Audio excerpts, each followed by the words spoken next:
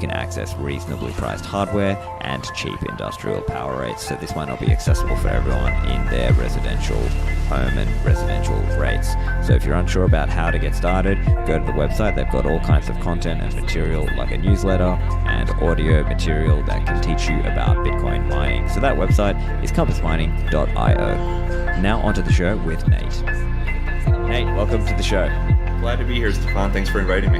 So Nate, we've been chatting for a while, and I know you obviously have some expertise and some practice now in running Lightning nodes, and this is something we've even been chatting in the background about it for a little while, and I thought it would be great to get an episode to get your thoughts on it. And of course, I know you're working at Voltage as well, so you can probably share a little bit from that side also. So yeah, do you want to just give a little bit of a background on yourself for the SLP listeners so they know who you are and what's your involvement in this whole Bitcoin and Lightning world? Sure, absolutely. So my name's Nate. I go by B4Bacon1 on Twitter. And I am a Bitcoiner, been a Bitcoiner for a while.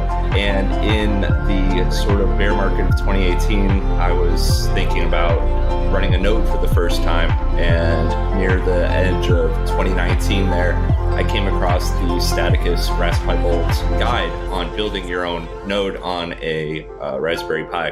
And I decided to dive into that with zero Linux experience whatsoever and managed to figure it out. And I honestly just wanted to run a Bitcoin node at the time, but I saw Lightning as sort of like a bonus. Like, cool, I get to run a Bitcoin node and a Lightning node at the same time.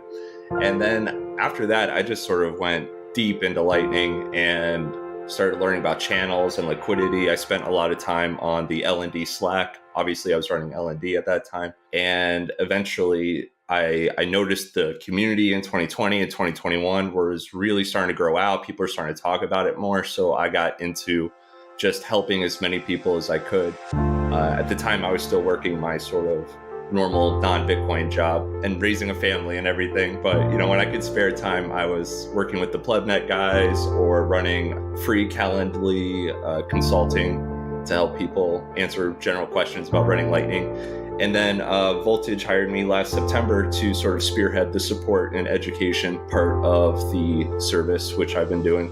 And it's been great. So I guess that's the general overview there.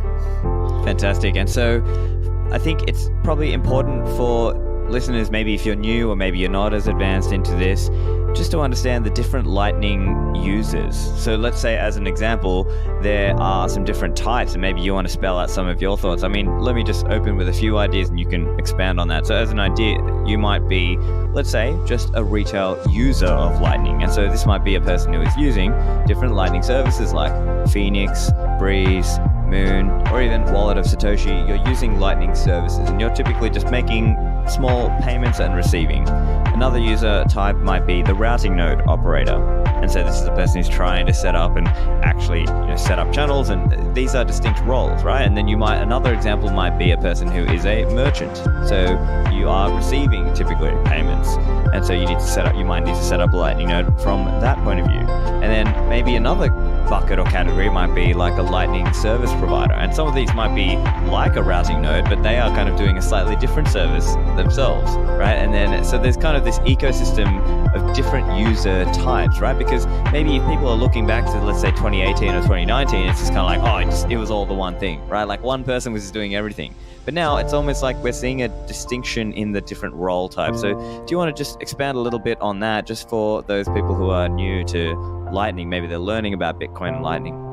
Yeah, I think that maybe some people, when they're starting to hear about Lightning and nodes, they start thinking about everybody needs to run it the same way or have the same goal. But that's not the case at all. Trying to build out a routing node takes time, energy, and effort, right? But if you are trying to be a Bitcoin sovereign, there's a lot of Lightning wallets out there that are very user-friendly, but you're trusting third parties and whatnot. But if you just want to, buy gift cards on Bitrefill or pay with Moon, and you want to run your own node and you just want to do that is probably the easiest way to go about it, because after you get your node running, you simply open up channels to routing nodes, and we can go over how to choose who to open up channels with later. and essentially you're good to go. You have your outbound capacity, and now you can make payments. Great.